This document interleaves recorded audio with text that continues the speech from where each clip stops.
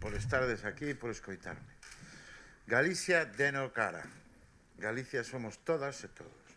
E advirto que vou falar desde a paixón taciturna da fascinación que me produce formar parte dunha semietnia melancólica e civil que se dá en chamar Galicia. O que queremos os galegos e as galegas é ser e estar. Non queremos molestar. O que queremos é benestar. Benestar con todas e con todos e benestar para todas e para todos. Somos unha tribu perplexa de poetas, emigrantes, traballadores da terra, traballadores do mar e do metal. Unha tribu de refuxiados físicos e mentais. Unha tribu de exportadores de soños e suores. Nunca, pero nunca na historia invadimos a ninguén, porque non temos máis exército que o noso subconsciente individual e colectivo de néboa, de outono e de mareas vivas. Constituímos un censo distraído de mamíferos, humanos e animais, espigas de millo e peixes non voadores.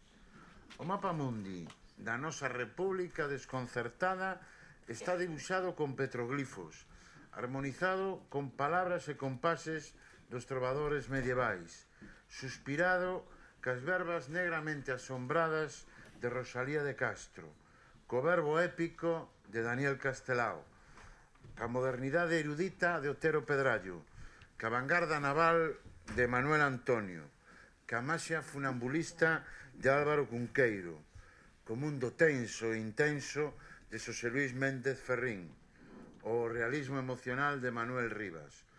O mellor da nosa historia é ese chubasco intermitente pero brillante de palabras, arte románica e barroca, dos trazos inquietantes das figuras de Asorei, de Francisco Leiro ou de Menchu Lamas, a música aguda e incisiva do hip-hop de Deus que te criou, o folk étnico e incisivo tamén de Mercedes Peón. E tamén, agora, as 18 comidas cinematográficas de Jorge Coira. E ver, aquí estamos, sobrevivintes na nosa historia, sin representantes na ONU, sin astronautas condecorados. E aquí estamos, teimosamente amarrados a este patrimonio de arte e cultura que nos pon na vida e no mundo. Os que habitamos en países afortunadamente pequenos e a escala humana, temos sempre aberta a nosa aduana de creación artística e cultural.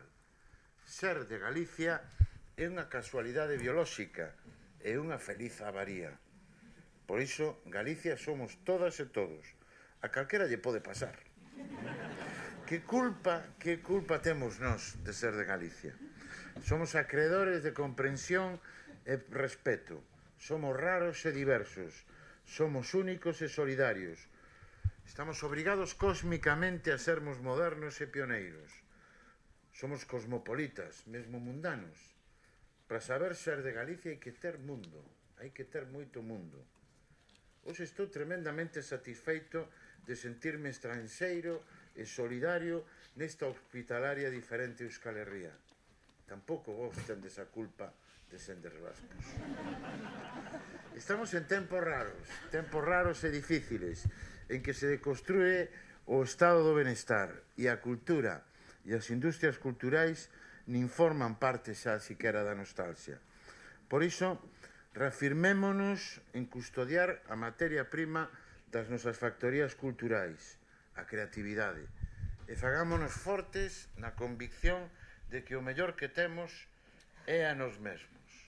Por iso, permítaseme que reconstruya a historia que escribín hai uns anos sobre unha travesía confusa de dous vascos e un galego por un deserto imposible.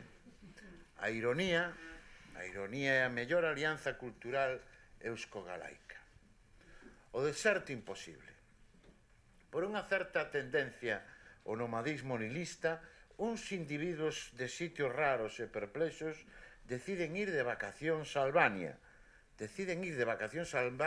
Pero confunden a súa ruta, pérdense no camiño.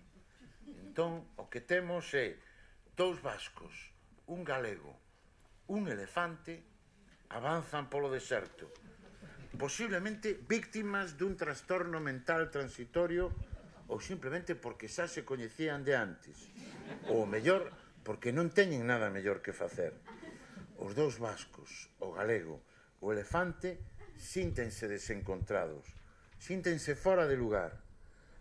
En ese momento, ven vir unha tartaruga que avanza en sentido contrario, e xa son demasiadas cousas fora de lugar.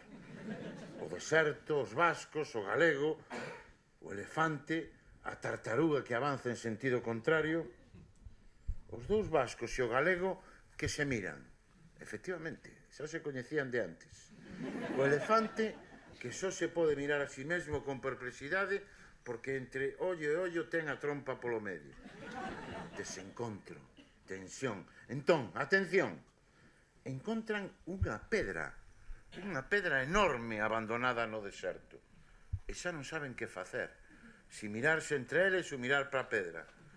O galego, que ten dobre personalidade como todos os galegos, pero sempre usamos a mesma, dáse de conta nese momento que ten poderes. O galego ten poderes e mira fixamente para un dos vascos, o vasco 1, digamos. O vasco 1 síntese a Escolari e levanta a pedra.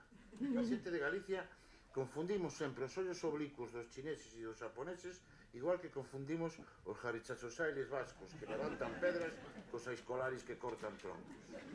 O vasco 1, cando xa ten a pedra levantada, mira para outro vasco, o vasco 2, e dille: agora que fago con isto? Onde poño a pedra? Pero atención, as súas preguntas quedan sen resposta, porque outro xeto reclama poderosamente a súa atención. Un tricornio entre as areas do deserto. Cantas cousas fora de lugar. Os vascos, o galego, o elefante, a pedra enorme, a tartaruga, o deserto, o tricornio. E entón, en ese momento que o galego bota a man da súa dobre personalidade, colle o tricornio na man e di: pois haberá un carioca cerca. O vasco 1, sin soltar a pedra, concéntrase. Entón vaise sentir medio vasco e medio galego e comeza a emitir unhas ondas tipo alfa e captura os 7 enigmas, as 7 preguntas que trae o crepúsculo. 1. A pregunta non é porque a xente cree nos alienígenas, sino que creen, que pensan os alienígenas da xente.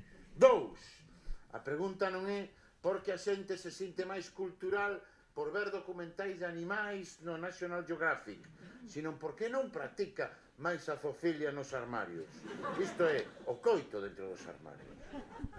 3. A pregunta non é por que os locutores das radiofórmulas cambian de voz cando están na radio, sino que pensarán as súas nais cando se están escoitando. 4. A pregunta non é se hai que tomar a sopa antes, durante ou despois do cocido, sino se a onda expansiva de Fukushima chegou tamén ao teu cerebro. 5. A pregunta non é por que os tendeiros escriben a bolígrafo os precios nas cascas dos plátanos, sino se a natureza estaba preparada e contaba con esa contingencia. 6. A pregunta non é por que a exmuller de Fujimori dixo que o secuestro da embaixada en Lima se arreglaría botando somníferos ao comando de guerrilleiros que bebían agua dentro da embaixada. A pregunta non é esa, sino porque os poderosos, a máis de poderosos, son imbéciles. 7. A pregunta non é por que os americanos afirman e din que diminuiu a calidade do esperma dos machos nos últimos anos e diminuiu tamén o peso dos testículos, sino por que? Por que queren desviar a atención cara a fragilidade xenital masculina e disimular a rebelión imparable das mulleres con estes espellismos estatísticos? Algún de nós aquí pesaronlle os collóns para saber canto pesa. E o gran coño das horas non contestaba, porque as horas non son un coño machista de cerebro xenital. Entón, o galego, como se unha cousa se lle puxese nos ollos, ten outra revelación e declama a historia do nan charlatán, a canción de o nan charlatán. E que follar, o que se di follar, xa non digo eu follar, pero ben podería a xente deixar de falar do clima na sala de espera, nos ascensores, nos taxis fugaces de nomos meteorólogos. E xa non digo eu, ademais, follar, o que se di follar. Pero estaría ben que a xente non tratase de vostedes os animais e que se poñan a cantar neses momentos de alegría máxima iso do gato que está triste e azul. Pero vamos, xa non digo eu, ademais de todo iso, follar, o que se di follar. Pero que bo sería evitar a confusión da velocidade e o ruido e que nos arquivos secretos dos estados facilitasen o acceso a eses pequenos sobres onde os forenses gardan os pelos públicos. E xa non digo eu, follar, o que se di follar. Pero estaría moi ben que os ordenadores facilitasen unha posible lectura dos seus manuais de instruccións sin barreiras arquitectónicas pros enfermos de Parkinson, é dicir, sin adverbos de negación ou de afirmación que se ratifican con meneos de cabeza. E xa non digo, ademais, xa, o que sería follar, o que se di follar. Pero que curioso sería se a poboación civil, en vez de discutir entre tabaquistas activos e pasivos, se unise contra a miseria e falara da liberdade e da igualdade, do zumbido dos frigoríficos nas casas baleiras. E xa non digo eu, ademais, follar, o que se di follar. Galicia, Euskal Herria, contus. Atención, si nos organizamos entre nós, follamos todos e todas. ¿Algún problema con Galicia? Galicia Euskadi da, eskerrik asko.